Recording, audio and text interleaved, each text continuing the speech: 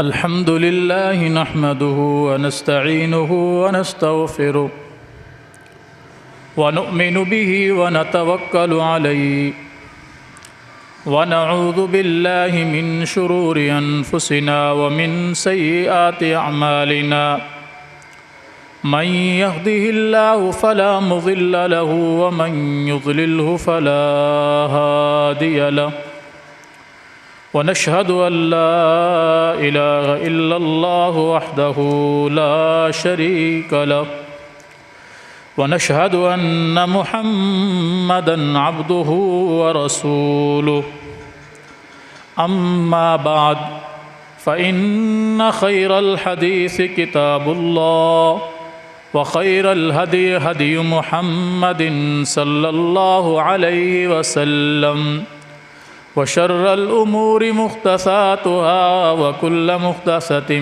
بدعة وكل بدعة ضلالة وكل ضلالة في النار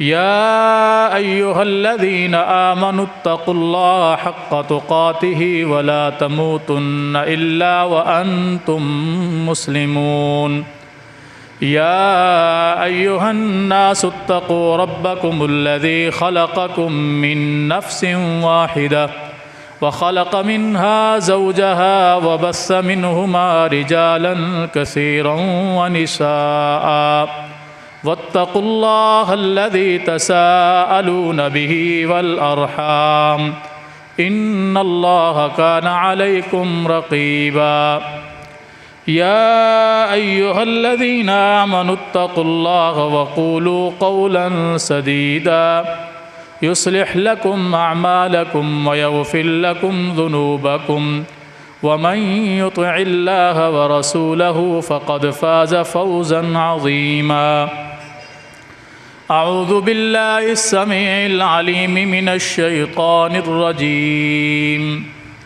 من حمده ونفخه ونفثه بسم الله الرحمن الرحيم ومن يشاقق الرسول من بعد ما تبين له الهدى ويتبع غير سبيل المؤمنين نوله ما تولى ونصله جهنم وساءت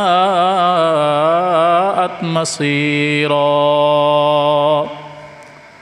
وقال النبي صلى الله عليه وسلم كل أمتي يدخلون الجنة إلا من أبى قيل ومن يأبى يا رسول الله صلى الله عليه وسلم قال من أطاعني دخل الجنة ومن عصاني فقد أبى اللهم صل على محمد وعلى آل محمد كما صليت على إبراهيم وعلى آل إبراهيم إنك حميد مجيد اللهم بارك على محمد وعلى آل محمد كما باركت على إبراهيم وعلى آل إبراهيم إنك حميد مجيد رب اشرح لي صدري ويسر لي أمري واحلل عقدة من لساني يفقهوا قولي رب زدني علما اللهم انفعنا بما علمتنا وعلمنا ما ينفعنا وزدنا علما سبحانك لا علم لنا إلا ما علمتنا إنك أنت العليم الحكيم. اسپیکر بند کر دو، اوپر کا اسپیکر بند کر دو. ہر قسم کی حمد و ثنا اللہ جل جلالہ کے لیے، بے شمار بے حد و حساب درود و سلام ہوں امام الانبیاء، امام الاولین والآخرین، امام المتقین، شفیع المذنبین، جناب محمد الرسول اللہ صلی اللہ علیہ وآلہ وصحبہ وسلم کی ذات گرامی پر سورہ نساء کی آیت نمبر 115 میں نے آپ کے سامنے تلاوت کی ہے 5ویں پارہ سے۔ اللہ رب العالمین نے اس آیت مبارکہ میں جس بات کا ذکر کیا ہے وہ یہ ہے کہ جو شخص اللہ اور اس کے رسول کی نافرمانی کرے گا، اس کے بعد کہ اس کے پاس ہدایت آ جائے، شریعت اس کے پاس آ جائے، حق اس کے سامنے واضح ہو جائے، اس سب کے باوجود اگر وہ اللہ اور اس کے رسول کی نافرمانی کرے گا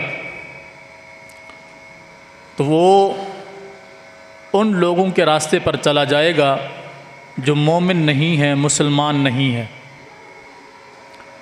اس لیے کہ مومن اور مسلمان صرف اور صرف اللہ کی بات مانتا ہے اور اس کے رسول کی بات مانتا ہے۔ اس کے بعد جتنے بھی لوگ ہوں ان سب کی باتوں کا وزن کیا جائے گا۔ اگر وہ باتیں اللہ کے قرآن کے مطابق یا محمد مصطفیٰ صلی اللہ علیہ وسلم کے فرمان کے مطابق ہوں گی تو انہیں لیا جائے گا، نہیں ہوں گی تو انہیں چھوڑ دیا جائے گا۔ یہ مومنوں کا راستہ ہے۔ اور جو لوگ اللہ اور اس کے رسول کی بات کو نہیں مانتے، دعویٰ اگرچہ کرتے ہوں کہ ہم اللہ کی بات بھی مانتے ہیں، اس کے رسول کی بات بھی مانتے ہیں، عملی طور پر وہ اس بات سے قاصر ہوں، تو گویا کہ یہ لوگ مومن نہیں ہیں، مسلمان نہیں ہیں۔ اور ایسے لوگوں کو اللہ رب العالمین نے فرمایا کہ نولیہ ما تولی، ہم ایسے لوگوں کو پھیر دیتے ہیں جس طرف وہ پھرنا چاہیں، ونصلہ جہنم، اور ایسے لوگوں کا ٹھکانہ جہنم ہے جنہیں ہم جہنم میں ڈالیں گے، وساءت مصیرا، اور وہ بہت ہی برا ٹھکانہ ہے۔ یہ بات اتنی سادگی کے ساتھ بیان نہیں کی گئی، دوسرے لفظوں میں یہ عام بات نہیں ہے بلکہ ایک خاص پہلو ہے اللہ کی اطاعت کا اور اس کے رسول صلی اللہ علیہ وسلم کی اطاعت کا۔ اگر کوئی شخص اپنے آپ کو مومنوں میں شمار کرنا چاہتا ہے، ایماندار بننا چاہتا ہے اور خود کو آخرت میں کامیاب بنانا چاہتا ہے تو اس کے لیے ضروری ہے وہ اللہ کی بات کو مانے اور اس کے رسول کی بات کو مانے صلی اللہ علیہ وسلم۔ اور اگر وہ بندہ دعویٰ کرے لیکن عملاً اس سے غافل ہو، جان بوجھ کر پیچھے رہے، جان بوجھ کر مخالفت کرے، نافرمانیاں کرے، تو جان لیجئے کہ یہ بندہ سراسر نقصان کے اندر ہے، خسارے کے اندر ہے۔ رسول اللہ صلی اللہ علیہ وسلم کی ایک حدیث مبارکہ میں نے آپ کے سامنے تلاوت کی ہے، جس میں اللہ کے رسول صلی اللہ علیہ وآلہ وسلم بیان فرماتے ہیں، لوگو میری ساری امت جنت کے اندر داخل ہوگی سوائے اس شخص کے جو جنت میں جانے سے انکار کر دے۔ رسول اللہ صلی اللہ علیہ وسلم سے پوچھا گیا، اللہ کے رسول صلی اللہ علیہ وسلم بھلا کوئی ایسا شخص بھی ہے جو جنت میں جانے سے انکار کر دے؟ یہ کتنی عجیب بات ہے کہ کوئی شخص جنت میں جانے سے انکار کر دے۔ اے اللہ کے رسول صلی اللہ علیہ وسلم، کیا ایسا ممکن ہے کہ کوئی شخص جنت میں جانے سے انکار کر دے؟ آپ نے فرمایا ہاں بالکل ایسا شخص ہے جو جنت میں جانے سے انکار کرتا ہے۔ پھر آپ نے جنت میں جانے والوں اور جنت میں جانے سے انکار کرنے والوں کی نشانیاں بیان فرمائی۔ فرمایا من اطاعنی دخل الجنہ، جس نے میری اطاعت کی، میری فرما برداری کی، میرے احکامات کے مطابق زندگی گزاری، میرے احکامات کے مطابق چلا، اس کا اٹھنا بیٹھنا چلنا پھرنا، زندگی کا ایک ایک لمحہ اللہ کے رسول صلی اللہ علیہ وسلم کے اطاعت و فرما برداری میں گزرا، فرمایا داخل الجنہ، یہ شخص جنت میں جانے کا مستحق ہے، یہ جنت میں جانے والا ہے، یہ جنت میں داخل ہوگا۔ اور جو شخص میری نافرمانی کرے، دعویٰ اگرچہ کرتا ہو۔ آج بھی آپ دیکھیں، ہم بحیثیت مسلمان، ہم میں سے ہر بندہ اس بات کا دعویٰ کرتا ہے کہ میں اللہ کی بات کو مانتا ہوں، اس کے رسول کی بات کو مانتا ہوں، بس اس کے بعد پھر میں کسی اور کو کوئی خاطر میں نہیں لاتا۔ لیکن حقیقت میں وہ اللہ کی بات کو بھی نہیں مانتا، اس کے رسول صلی اللہ علیہ وسلم کی بات کو بھی نہیں مانتا۔ وہ اپنی منمانی کرتا ہے، اپنے بڑوں کی، اپنے چھوٹوں کی، اپنے رہبروں رہنماؤں کی، اپنے علماء اور مشائخ کی، مفتیان عظام کی، ائمہ اکرام کی وہ پیروی کرتا ہے، ان کی باتوں کو مانتا ہے اللہ اور اس کے رسول کی باتوں کے مقابلے میں۔ تو کیا فرمایا؟ وَمَنْ عَصَانِي، جس شخص نے میری نافرمانی کی، اللہ کی بات کو نہ ماننا، اس کے رسول صلی اللہ علیہ وسلم کی بات کو نہ ماننا، یہ نافرمانی کہلاتا ہے، یہ جنت میں جانے سے انکاری کا سبب بنتا ہے۔ فرمایا وَمَنْ عَصَانِي، جس شخص نے میری نافرمانی کی، جس نے میری اطاعت نہیں کی، میری بات کو قبول نہیں کیا، میرے احکامات کے مطابق زندگی نہیں گزاری، فقد ابا، تحقیق یہی شخص ہے جو جنت میں جانے سے انکار کر رہا ہے۔ بصورت دیگر یہ شخص جنت میں جاتا اگر یہ اللہ اور اس کے رسول کی بات کو مانتا۔ اور قرآن کریم کے کئی مقامات پر اللہ رب العالمین نے کیا فرمایا؟ من یطع الرسول فقد اطاع اللہ، جو شخص اللہ کے رسول کی اطاعت کرے در حقیقت اس نے اللہ کی اطاعت کی، کیونکہ اللہ کے رسول صلی اللہ علیہ وسلم کی اطاعت کا حکم کس نے دیا؟ اللہ نے دیا۔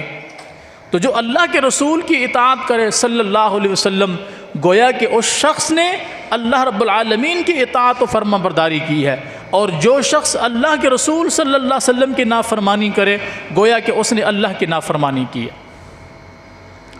اور اللہ رب العالمین فرماتا ہے یا ایھا الذین آمنوا اطیعوا اللہ واطیعوا الرسول ولا تبطلوا اعمالکم، اے ایمان والو اگر تم ایمان کا دعویٰ کرتے ہو، اگر تم یہ سمجھتے ہو کہ تم مومن ہو، اگر تمہارا دعویٰ یہ ہے کہ تم ایماندار ہو، تم ایمان کے اعلیٰ معیار پر ہو، تم اپنے آپ کو مومن سمجھتے ہو، اپنے آپ کو مسلمان سمجھتے ہو، اپنے آپ کو محب رسول سمجھتے ہو، اپنے آپ کو سچا اسلام کا شیدائی اور دعوے دار سمجھتے ہو، تو پھر یاد رکھو اطاعت کرو اللہ کی اور اس کے رسول کی۔ اگر تم ایسا نہیں کرو گے تو تمہارے اعمال برباد ہو جائیں گے۔ فرمایا اطیعوا اللہ واطیعوا الرسول، اللہ کی اطاعت کرو اور اس کے رسول کی اطاعت کرو، ولا تبطلوا اعمالکم، اور اپنے اعمال کو برباد مت کرو۔ گویا کہ اللہ اور اس کے رسول کی اطاعت نہ کرنا، انسان پھر جتنے مرضی اچھے عمل کرتا رہے وہ در حقیقت بربادی کا سبب ہے۔ اللہ تعالیٰ اس کی مثال دیتا ہے قرآن کریم میں، فرمایا وَمَن یعش عن ذکر الرحمن، جو اللہ کے ذکر سے منہ پھیر لے، اللہ کے دین سے غافل ہو جائے، اللہ کے دین سے دور چلا جائے، اللہ اور اس کے رسول کے احکامات کو پس پش ڈال دے، نقیض لہ شیطان، اللہ اس کے لیے ایک شیطان کو اس پر مقرر کر دیتا ہے، فہو لہ قرین، وہ اس کا دوست بن جاتا ہے، وہ شیطان اس کا خیر خواہ بن جاتا ہے، وہ اس کا ہمدرد بن جاتا ہے، وہ اس کو بڑے عجیب و غریب قسم کے سبز باغ دکھاتا ہے، وَإِنَّهُمْ لَيَصُدُّونَ عَنِ السَّبِيلِ، وہ شیطان، وہ اس کا دوست، وہ اس کا قرین اس کو سیدھے راستے سے روکتا ہے، اللہ کی بات کو ماننے سے روکتا ہے، اس کے رسول کی بات کو ماننے سے روکتا ہے، اللہ اور اس کے رسول کے احکامات کے مطابق زندگی گزارنے سے روکتا ہے۔ وَهُمْ يَحْسَبُونَ أَنَّهُمْ مُهْتَدُونَ، ہاں وہ شخص یہ بڑا اپنے آپ کو خوش فہمی میں مبتلا سمجھتا ہے، وہ سمجھتا ہے کہ وہ ہے ہی ہدایت پر، حالانکہ اللہ نے اس کے ساتھ شیطان کو مقرر کر دیا ہے جو اسے لمحہ بلمحہ گمراہ کر رہا ہے۔ کیوں اللہ نے ایسا کیوں کیا اس کے ساتھ؟ اس لیے کہ اس نے اللہ اور اس کے رسول کے احکامات سے منہ پھیر لیا۔ وَمَن یعش عن ذکر الرحمن، جو رحمان کے ذکر سے منہ پھیر لے، جو رحمان کے ذکر کو پیٹھ دکھائے، جو رحمان کے ذکر کو پس پشت ڈال دے۔ رحمان کا ذکر کیا ہے؟ اللہ کا قرآن، محمد مصطفیٰ صلی اللہ علیہ وسلم کا فرمان، یہ رحمان کا ذکر ہے، اللہ کا ذکر ہے۔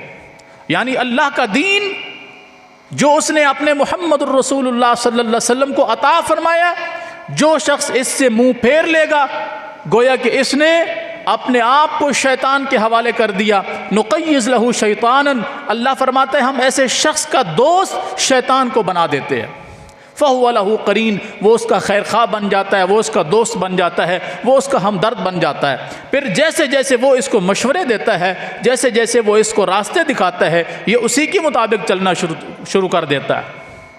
وَإِنَّهُمْ لَيَصُدُّونَ عَنِ السَّبِيلِ، اور پھر وہ شیطان اکیلا نہیں ہوتا، اس کے چمچے چیلے یہ سارے مل جل کے اس شخص کو اور اس جیسے باقی لوگوں کو اللہ کی راہ سے روکنا شروع کر دیتے ہیں، رکاوٹیں پیدا کرنا شروع کر دیتے ہیں، دین کے اندر شکوک و شبہات ان کے سامنے پیش کر دیتے ہیں۔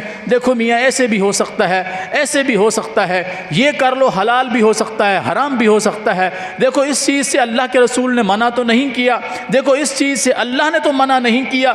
وہ ایسی ایسی تعویلیں ان کے سامنے پیش کرتا ہے کہ وہ انسان اللہ کی راہ سے دور چلا جاتا ہے، اور اگرچہ وہ اپنے آپ کو ہدایت پر محسوس کر رہا ہوتا ہے۔ اور یہ میں نہیں کہہ رہا، اللہ کا قرآن کہہ رہا ہے، وَهُمْ يَحْسَبُونَ، وہ یہ سمجھ رہا ہوتا ہے، وہ اور اس جیسے باقی لوگ اس بات پر ایگری ہوتے ہیں، اس بات پر مطمئن ہوتے ہیں، اس بات کے اوپر وہ بالکل راضی ہوتے ہیں کہ انہم مہتدون، یہ تو ہیں ہی ہدایت پر، حالانکہ وہ ہدایت پر نہیں ہوتے، وہ گمراہی پر ہوتے ہیں، وہ گمراہی کے اندر دھنسے ہوئے ہوتے ہیں، لیکن وہ اپنے آپ کو ہدایت پر مان رہے ہوتے ہیں۔ آج بھی آپ اس کا پریکٹیکل کرنے کے لیے کسی بھی شخص سے پوچھیں، یہ کام جو آپ کر رہے ہیں یہ اللہ کے حکم، اللہ نے اس کا حکم نہیں دیا، محمد مصطفیٰ صلی اللہ علیہ وسلم نے ایسا کرنے کا حکم نہیں دیا۔ وہ بجائے اس بات کے کہ آپ سے کہیں کہ چلیں بتائیں پھر اچھا عمل کون سا ہے، کون سا ہم ایسا کام کریں جس سے اللہ کی رضا حاصل ہو، پریکٹیکل کر کے دیکھ لیں۔ وہ آپ کو یہ کہنے کی بجائے کہ پھر ہمیں کوئی ایسا عمل بتا دیجئے کہ جس کو ہم کریں ہم کامیاب ہو جائیں، وہ الٹا آپ سے پوچھیں گے اچھا اللہ نے اس کا حکم نہیں دیا، اس کے رسول نے حکم نہیں دیا، تو بتاؤ اللہ یا اس کے رسول نے منع کہاں کیا؟ حکم نہیں دیا ٹھیک ہے، لیکن کیا اللہ نے ایسا کرنے سے منع کیا؟ کیا اس کے رسول صلی اللہ علیہ وسلم نے ایسا کرنے سے منع کیا ہے؟ سمجھ لو اس شخص کے ساتھ وہ قرین مل چکا ہے جو اس کو گمراہ کر رہا ہے، یہ تعویلیں اس کے دل میں پیدا کر رہا ہے کہ ٹھیک ہے ان کو چھوڑ دو، اس سے اچھا عمل ہو ہی نہیں سکتا۔ حتیٰ کہ آپ دیکھیں گے لوگ اپنے اعمال کو اتنا خوبصورت بنا کر پیش کرتے ہیں، اور یہ خود بنا کر پیش نہیں کرتے، اللہ تعالیٰ قرآن میں فرماتا ہے وَزَيَّنَ لَهُمُ الشَّيْطَانُ أَعْمَالَهُمْ، اللہ اکبر کبیر، شیطان ان کے اعمال کو خوبصورت بنا کر پیش کرتا ہے۔ آپ کسی سے پوچھئے، مثال کے طور پہ آپ کسی سے پوچھئے کہ جب کوئی بندہ فوت ہو جاتا ہے، کوئی بندہ فوت ہو جاتا ہے تو اس کے مرنے کے بعد قبر کے اوپر کھڑے ہو کر اذان کیوں دیتے ہو؟ اللہ کے رسول صلی اللہ علیہ وسلم نے تو ایسا نہیں کیا، اللہ نے تو ایسا کرنے کا حکم نہیں دیا۔ وہ سب سے پہلے آپ سے پوچھیں گے بتاؤ پھر منع کہاں کیا؟ منع کہاں کیا؟ اور یہ اللہ کا قرآن کہہ رہا ہے کہ وہ اپنے آپ کو ہدایت پر سمجھتا ہے، وہ کہتا ہے کہ میں غلط تھوڑی کر رہا ہوں، اذان دے رہا ہوں نا، منع کہاں کیا ہے؟ اللہ اکبر کبیرہ۔ ایک اصول یاد رکھیے، جتنے اعمال ہیں جن کا تعلق دین کے ساتھ ہے، اس کے کرنے کی دلیل مطلوب ہوتی ہے۔ اگر اس کی دلیل ہے تو یہ عمل ثابت ہے، اور اگر اس کی دلیل نہیں ہے تو یہ عمل باطل ہے۔ اس پر یہ کہنا کہ اس کا منع کہاں پر ہے، بھائی اتنی بات ہی کافی ہے کہ رسول اللہ صلی اللہ علیہ وسلم نے فرمایا من عامل عملا، جس شخص نے کوئی ایسا عمل کیا، من عامل عملا، جس شخص نے کوئی ایسا عمل کیا، لیس علیہ امرنا، کہ اس پر ہمارا حکم نہیں تھا، مانا وہ کام ہم نے نہیں کیا تھا، ہم نے اس کا حکم نہیں دیا تھا، ہمارے سامنے وہ کام نہیں ہوا تھا۔ من عمل عملا، جس شخص نے کوئی عمل کیا، ایسا عمل، لیس علیہ امرنا، جس پر ہمارا حکم نہیں ہے، جس پر ہماری اجازت نہیں ہے، فہو رد، وہ مردود ہے، وہ کیا ہے؟ ناقابل قبول ہے، اس کی کوئی حیثیت نہیں ہے۔ کیا یہ منع کی دلیل ہے کہ نہیں ہے؟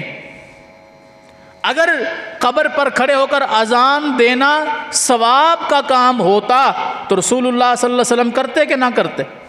اگر آپ نے نہیں کیا اور میں کروں اور میں کہوں بتاؤ منع کہاں پر ہے، تو میرے پیغمبر نے تو فرمایا ہے جو کوئی شخص ایسا عمل کرے جو ہم نے نہیں کیا، جس کا ہم نے حکم نہیں دیا، وہ مردود ہے۔ تو حضور نے تو یہ کام نہیں کیا، تو پھر میرا کام مردود ہوا یا کامیاب ہوا؟ دیکھیے ہم فجر کی کتنی رکعتیں پڑھتے ہیں؟ فجر کی نماز میں ہم لوگ کتنی رکعتیں پڑھتے ہیں؟ 2 رکعت فرض پڑھتے ہیں نا، فرض، سنتیں بھی 2 ہیں، فرض بھی 2 ہے۔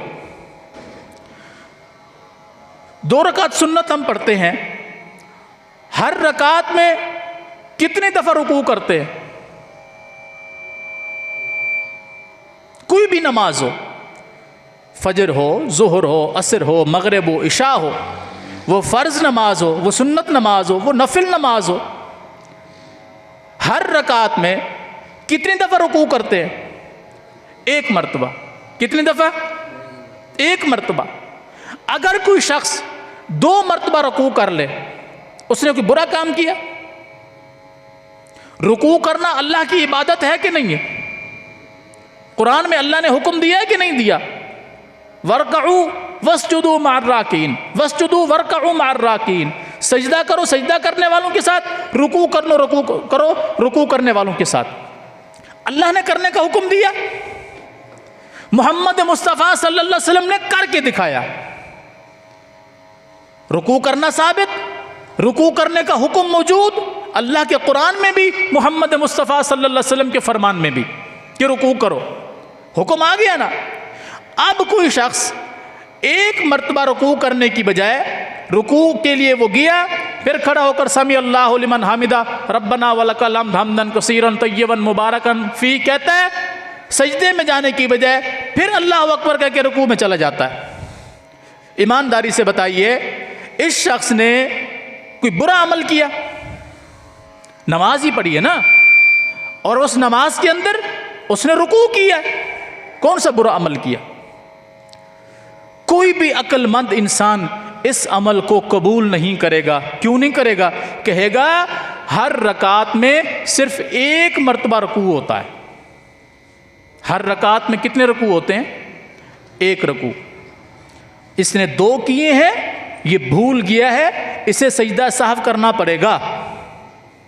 اگر نہیں کرے گا تو اس نے نماز کے اندر زیادتی کی ہے جان بوجھ کر، اور اس کی نماز باطل ہے، حالانکہ اس نے نماز پڑھی ہے، اور نماز پڑھنے کا حکم اللہ نے دیا، نماز پڑھنے کا حکم محمد مصطفیٰ صلی اللہ علیہ وسلم نے دیا۔ تو جہاں اللہ نے حکم دیا ہے، اس کے رسول صلی اللہ علیہ وسلم نے حکم دیا ہے، ساتھ میں اللہ کے رسول صلی اللہ علیہ وسلم نے نماز پڑھ کر بھی بتائی ہے نا کہ یوں قیام کرنا ہے، یوں رکوع کرنا ہے، یوں سجدہ کرنا ہے۔ تو اگر کوئی شخص یہ کہے کہ اس نے 2 رکوع کر لیے ہیں، آپ اس سے پوچھو کہ آپ نے 1 رکعت میں 2 رکوع کیوں کیے؟ وہ کہے کہ منع کہاں پر ہے؟ میں نے 2 رکوع کر لیے نا، اس میں کیا حرج ہے؟ کہاں پر منع ہے 2 رکوع کرنا؟ ایمانداری سے بتائے کوئی شخص اس کی اس بات کو قبول کرے گا؟ کیوں نہیں کرے گا؟ کہ بھائی نماز پڑھنے کا حکم اللہ نے دیا، اس کے رسول نے دیا، اور پھر اس کے رسول صلی اللہ علیہ وسلم نے پڑھ کر دکھائی، اور جب آپ نے پڑھ کر دکھائی تو آپ نے 1 رکعت میں 1 مرتبہ رکوع کیا ہے، ایک مرتبہ رکوع کرو گے تو نماز قبول ہوگی، رکوع ایک سے زیادہ مرتبہ کرو گے، جان بوجھ کر کرو گے، بھول کر کیا تو سجدہ سہو ہے، جان بوجھ کر کیا تو نماز باطل ہے۔ کوئی کہے نہیں بتاؤ منع کہاں پر ہے، تو اس کی عقل کا کیا علاج ہے؟ کوئی علاج نہیں۔ اسی طرح ایک رکعت میں کتنے سجدے ہیں؟ 2 سجدے۔ اگر کوئی شخص ایک سجدہ کر کے بس ختم کر دے، جان بوجھ کر دوسرا سجدہ نہ کرے، تو کیا خیال ہے اس نے کمی کی نا یا اضافہ کیا؟ کمی کی۔ کیا اس کی یہ بات قبول ہوگی؟ کیوں قبول نہیں ہے؟ اس نے نماز پڑھی ہے، اس کی مرضی، اس نے ایک سجدہ کیا، 2 نہیں کیے۔ بھول گیا ہے، ایک سجدہ نہیں کیا تو سجدہ بھی کرے گا، سجدہ سہو بھی کرے گا۔ اور اگر اس نے جان بوجھ کر نہیں کیا کہ نہیں کرتا ہوں، تو اس کی نماز باطل ہے، اس کی نماز قبول نہیں ہے۔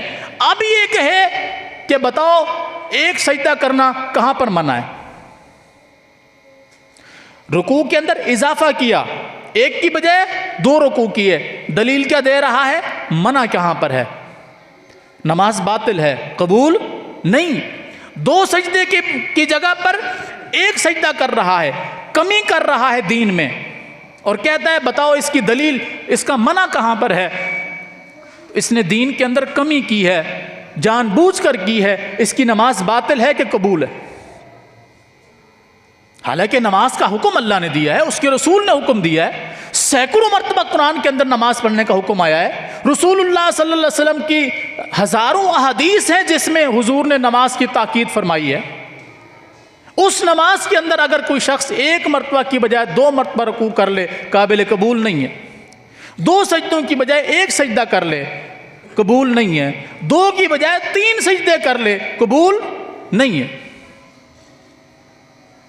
جو دین ثابت ہے، نماز ثابت ہے کہ نہیں؟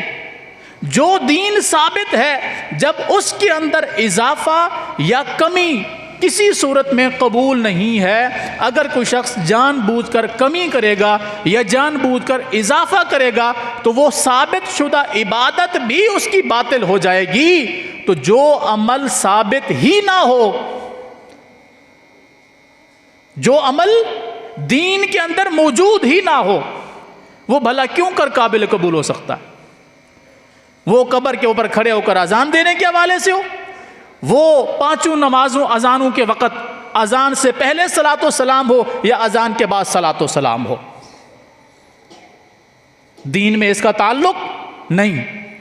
اور وہ یہ عمل کرنے والا اپنے آپ کو جنت کا مستحق سمجھ رہا ہوتا ہے۔ میں قرآن کی پہلے آیت پیش کر چکا ہوں کہ وَمَن يَعْشُ عَن ذِكْرِ الرَّحْمَنِ، جو اللہ کے ذکر سے منہ پھیر لے، نقیض لہو شیطان، اللہ اس کے لیے شیطان کو مقرر کر دیتا ہے، اس کو اس کا دوست بنا دیتا ہے، اور وہ شیطان اس کو سیدھے راستے سے روکتا ہے، گمراہ کے راستے پر چلاتا ہے، اس کو گمراہ کر دیتا ہے، اور وہ اپنے آپ کو سمجھ رہا ہوتا ہے کہ وہ ہدایت پر ہے۔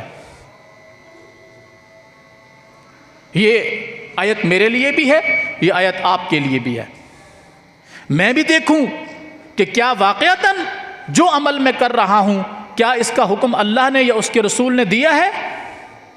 اگر میرا وہ عمل اللہ کے حکم کے مطابق، اس کے رسول صلی اللہ علیہ وسلم کے طریقے کے مطابق ہے تو یہ کامیاب ہے۔ میں اپنے آپ کو کچھ مرضی کہوں، اگر وہ میرا عمل اللہ کے حکم کے مطابق اور اس کے رسول صلی اللہ علیہ وسلم کے حکم کے مطابق نہیں ہے، میں اپنے آپ کو اہل حدیث کہوں، اہل سنت کہوں، کچھ مرضی کہتا پھروں، میرے اس عمل کی اللہ کے نزدیک ردی کے برابر بھی کوئی حیثیت نہیں۔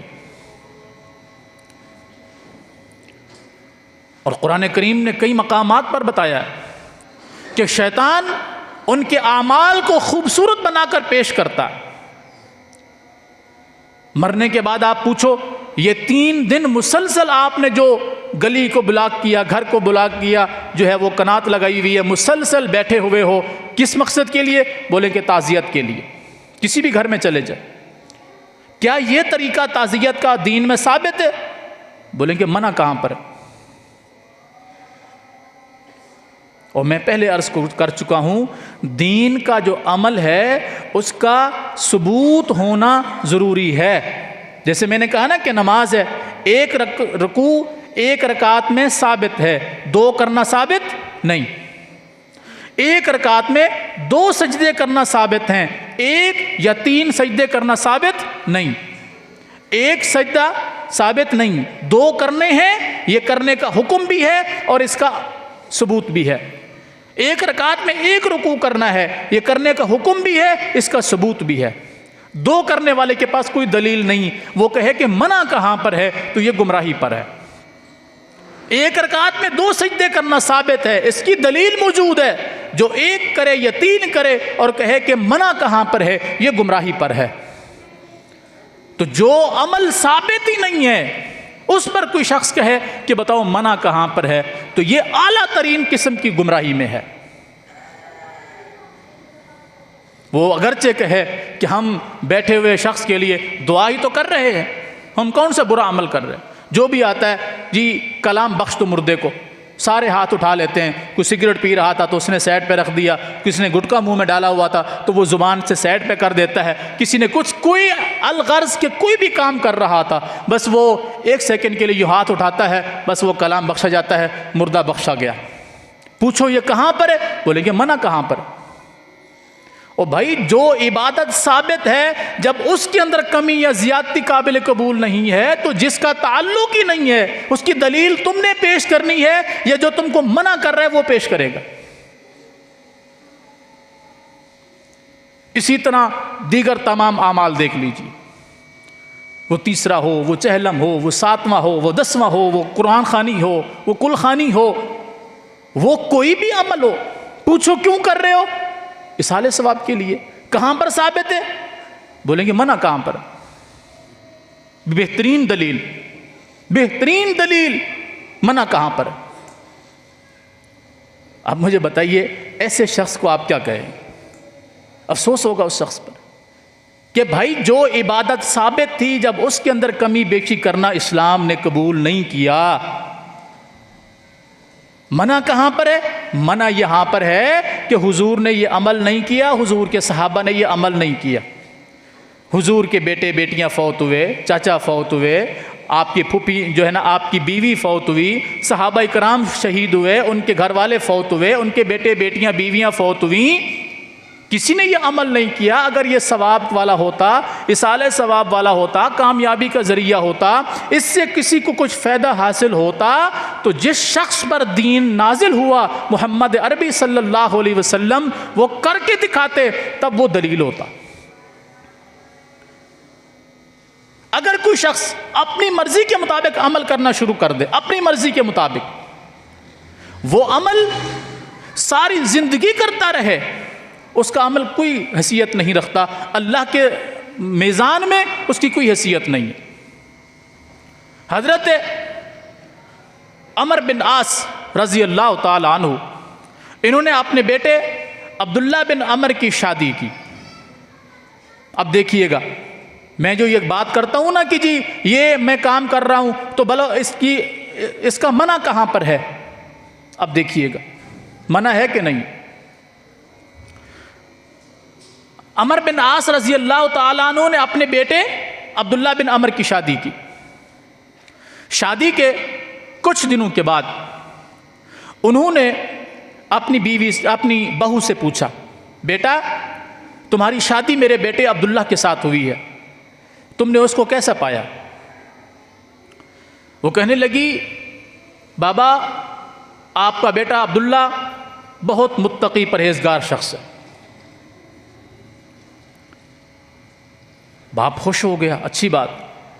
فرمایا بیٹا تمہارے حق میں کیسا ہے؟ تمہارے حق میں کیسا؟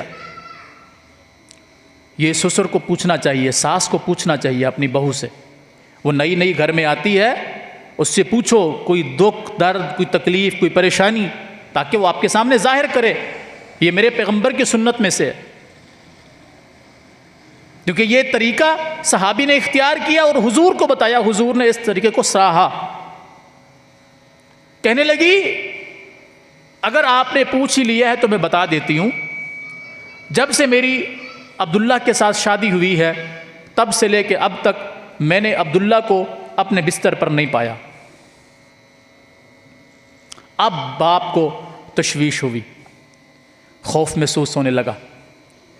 میں نے اپنے بیٹے کی شادی کی تاکہ اس کی زندگی میں سکون آ جائے، جب سے شادی کی ہے اب تک اتنے دن گزر گئے ہیں اور اپنی بیوی کے قریب نہیں گیا، پھر کہاں جاتا ہے؟ اب دل میں تجسس پیدا ہوا، خوف پیدا ہوا، اندیشہ پیدا ہوا۔ کہا بیٹا پھر کہاں جاتا ہے؟ کہا ابا جی ساری رات مصلی پہ کھڑے ہو کر قیام کرتا ہے اور سارا دن روزہ رکھتا ہے۔ روزے کی حالت میں وہ میرے پاس نہیں آئے گا، اور ساری رات قیام کرتا ہے تب بھی وہ میرے پاس قیام کی حالت میں تو نہیں آئے گا۔ بتائیے، یہ صحابی رسول ہے، عبداللہ بن عمر صحابی رسول ہے۔ اور یہ عبداللہ بن عمر کون شخص ہے جانتے ہیں آپ؟ عبداللہ بن عمر صحابہ اکرام میں سے وہ صحابی ہیں جو کاتب وحی ہیں، جو رسول اللہ صلی اللہ علیہ وسلم کی احادیث کو لکھا کرتے تھے۔ اور یہ عبداللہ بن عمر بن عاص ہی ہیں جن کو صحابہ نے کہا تھا، مشورہ دیا تھا کہ عبداللہ رسول اللہ صلی اللہ علیہ وسلم جو بھی بات اپنی زبان سے نکالتے ہیں تم فوراً لکھ لیتے ہو۔ کبھی حضور خوشی کی حالت میں ہوتے ہیں، کبھی حضور غم کی حالت میں ہوتے ہیں، کبھی غصے کی حالت میں ہوتے ہیں، تم ہر بات لکھ لیتے ہو۔ ہر بات کو نہیں لکھا کرو، انتظار کیا کرو، جو اہم بات ہو اسے لکھ لیا کرو، ہر بات کو نہیں لکھا کرو۔ عبداللہ بن عمر بن عاص نے رسول اللہ صلی اللہ علیہ وسلم سے کہا، اللہ کے رسول صلی اللہ علیہ وسلم مجھے میرے ساتھیوں نے یہ مشورہ دیا ہے کہ میں آپ کی ہر بات کو نہ لکھا کروں، صرف وہ باتیں لکھا کروں جو خاص خاص ہوں۔ آپ نے کیا فرمایا؟ تمہارے ساتھی ٹھیک کہتے ہیں۔ صحابہ کی اپنی ایک سوچ ہے، ہر بندہ ہر سوچ کا مالک نہیں ہے۔ آپ نے کیا فرمایا؟ وہ ٹھیک کہتے ہیں، ایسے کیا کرو۔ نہیں، آپ نے فرمایا عبداللہ کو اپنے قریب کیا اور اپنی زبان مبارک کی طرف اشارہ کیا اور فرمایا عبداللہ مجھے اس ذات کی قسم جس کے ہاتھ میں محمد الرسول اللہ صلی اللہ علیہ وسلم کی جان ہے، میری اس زبان سے حق کے علاوہ کچھ بھی نہیں نکلتا، میں چاہے جس مرضی حالت میں ہوں، میں غصے میں ہوں، میں خوشی میں ہوں، میں غمی میں ہوں، میں کسی بھی حالت میں ہوں، عبداللہ میں جب بھی کوئی بات نکالتا ہوں وہ حق ہوتا ہے اور اسے لکھا کرو۔ یہ عبداللہ بن عمر ہے۔ اور یہ عبداللہ بن عمر بن عاص، ان کو صحابی رسول سیدنا ابو ہریرہ رضی اللہ تعالی عنہ کہتے ہیں، عبداللہ تو رسول اللہ صلی اللہ علیہ وسلم کی زیادہ احادیث اس لیے جانتا ہے کیونکہ تو لکھ لیتا ہے، مجھے لکھنا نہیں آتا، میں صرف زبانی یاد کر لیتا ہوں، تو لکھ لیتا ہے، تجھے زیادہ علم ہے، ورنہ تو مجھ سے زیادہ حضور کی حدیثیں نہیں جانتا، تو لکھ لیتا ہے، مجھے لکھنا نہیں آتا۔ اتنے عظیم المرتبہ صحابی ہیں، اتنے جلیل القدر صحابی ہیں، کیا کرتے ہیں؟ رات کو ساری رات مصلی پہ کھڑے ہو کر قیام کرتے ہیں، سارا دن روزے کی حالت میں گزارتے ہیں۔ جتنے دن شادی کو ہو گئے ہیں بیوی کے قریب تک نہیں گئے۔ اللہ اکبر کبیرہ۔ مجھے بتائیے صحابی رسول کا ساری رات قیام کرنا گناہ تھا؟ ہمیں تو فرض نماز پڑھنے کی بھی فرصت نہیں ہے نا، ہمیں تو فرض نماز پڑھنے کی فرصت نہیں ہے۔ سارا دن صحابی رسول روزے کی حالت میں ہے، اور ہمیں رمضان کے روزے رکھنے میں بھی موت آتی ہے، ہماری بیماری ہوتی ہے کہ ہمیں شوگر ہے، ہمیں فلاں بیماری ہے، ہمیں فلاں بیماری ہے، اور یہ صحابی رسول رمضان کے روزوں کے علاوہ نفلی روزے اتنے رکھ رہا ہے کہ کوئی دن چھوڑتا ہی نہیں ہے۔ اللہ اکبر کبیرہ۔ گناہ کا کام کیا ہے صحابی رسول نے؟ بتائیے۔ حضرت عمر بن عاص رضی اللہ تعالی عنہ نے رسول اللہ صلی اللہ علیہ وسلم کو جا کر یہ ساری صورتحال بتائی، اللہ کے رسول صلی اللہ علیہ وسلم آج میں نے اپنی بہو سے ایسے پوچھ لیا، اس نے مجھے میرے بیٹے عبداللہ کے بارے میں ایسے ایسے بتایا۔ آپ نے یہ نہیں فرمایا تمہارا بیٹا بالکل ٹھیک کرتا ہے، بالکل 100% ٹینشن نہیں ہے، فری، بالکل مطمئن رہو، نہیں، فرمایا عبداللہ کو بلاؤ میرے پاس۔ عبداللہ رسول اللہ صلی اللہ علیہ وسلم کی عدالت میں پیش ہوئے. فرمایا عبداللہ میں نے تمہارے متعلق یہ سنا ہے، یعنی تم ساری رات کیا کرتے ہو؟ قیام. اور سارا دن کیا کرتے ہو؟ روزہ رکھتے ہو. میں نے تمہارے متعلق یہ سنا ہے، کیا صحیح ہے؟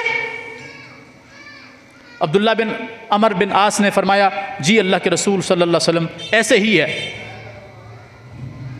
اب دیکھیے آپ نے کیا فرمایا، کیا جواب دیا عبداللہ بن عمر کو. فرمایا عبداللہ اگر ایسا ہی ہے کہ اب تک تم ساری رات قیام کرتے تھے اور سارا دن تم ہر روز مسلسل روزے کے اندر رہتے تھے، اللہ کی عزت کی قسم تم نے کبھی کوئی روزہ نہیں رکھا، تم نے کبھی رات کا کوئی قیام نہیں کیا، نہ تمہارا رات کا قیام اللہ کو قبول ہے، نہ تمہارا روزہ کوئی روزہ ہے. بتائیے صحابی رسول کی یہ ساری عبادت کہاں گئی؟ عبداللہ تمہارا روزہ کوئی روزہ نہیں، تمہارا قیام کوئی قیام نہیں ہے. یہ محمد مصطفیٰ صلی اللہ علیہ وسلم کی زبان ہے. اللہ اکبر کبیرہ. مجھے بتائیے صحابی رسول روزہ رکھتے تھے، گناہ نہیں کرتے تھے، رات کو قیام کرتے تھے، گناہ نہیں کرتے تھے، لیکن طریقہ اپنا اختیار کیا، محمد مصطفیٰ سے نہیں پوچھا. آپ نے فرمایا تم پر تمہارا حق ہے، تم پر تمہاری بیوی کا حق ہے، تم پر تمہارے گھر والوں کا حق ہے، تم پر تمہارے اہل و عیال کا حق ہے، تم پر تمہاری اپنی جان کا حق ہے. تم ان کا حقوق کیوں نہیں ادا کرتے؟ یاد رکھو میں محمد الرسول اللہ صلی اللہ علیہ وسلم رات کو قیام بھی کرتا ہوں، اپنے گھر والوں کو ٹائم بھی دیتا ہوں، اور اپنی ذات کو آرام کے لیے وقت بھی دیتا ہوں. میں روزہ بھی رکھتا ہوں، چھوڑ بھی دیتا ہوں. مانا تم مجھ سے تو زیادہ اللہ کے قریب نہیں ہو، تم مجھ سے تو زیادہ اللہ کے قریب نہیں ہو. عبداللہ رات کو صرف تہجد کے لیے، قیام اللیل کے لیے اٹھا کرو، ساری رات تمہارا قیام اللہ کے ہاں کوئی قابل قبول نہیں. اور یہ جو تم ہر روز روزہ رکھتے ہو یہ بھی اللہ کو قبول نہیں ہے. تم صرف مہینے کے 3 روزے رکھ لیا کرو. 3 روزے. کون سے 3 روزے؟ ایام 20 کے روزے، چاند کی 13، 14 اور 15 تاریخ کے روزے. یہ ایام 20 کے روزے ہیں. یہ تمہارے 3 روزے تمہارے پورے مہینے کے لیے کافی ہو جائیں گے. تمہارے 3 روزے تمہارے پورے مہینے کے لیے کافی ہو جائیں گے. اور جب سارا سال اسی طرح کرو گے گویا کہ تم نے سارا سال روزے رکھے.